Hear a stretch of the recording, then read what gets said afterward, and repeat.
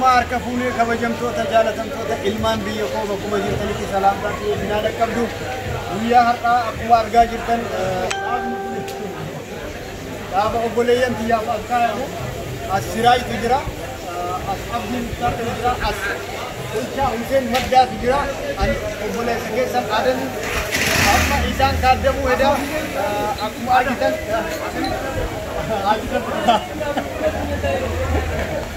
Hundaafuu buna kana cicee fi ijoollee kana kaadde. Mudirran kana kaadde.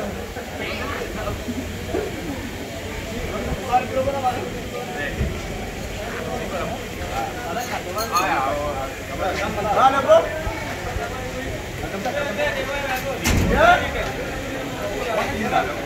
Ini leher mereka ni.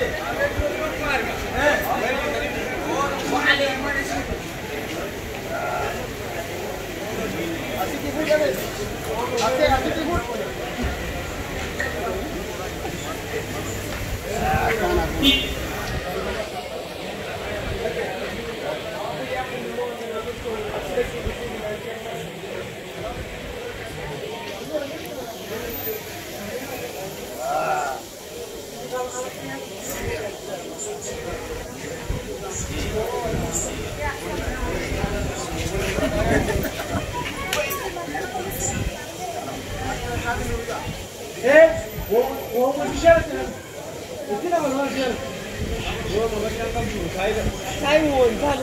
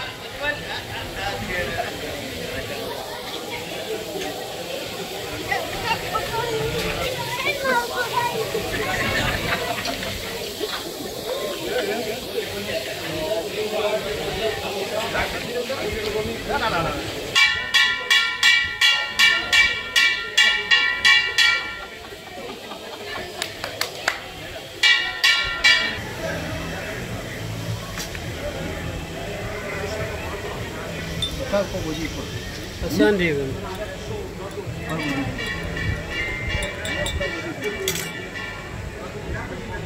Jama akan nanti kadang aku anu Hiriyyoota tadi ya. Hiriyyoonni bar hiriyyaa jechuun bar wallahi warqii ijoollee warqii tan. Yaa akkuma argitan kunniin hundi anuma ziyaaruu dhufanii kuni yaa gazaatiin kuni bar naannoo kiyya. Kanaaf ziyaaraan bira dhufan.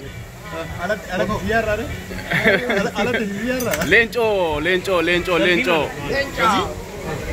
Keef leencoo. Nagaa. Fayyaa har'a narraa turte maal? Har'a wallahi xiqqoo hirribina qoteeti. Ammaan buroon. Wallahi. Si yaadee jira wallahi. Taa'ii gaa'e. Taa'ii waan birii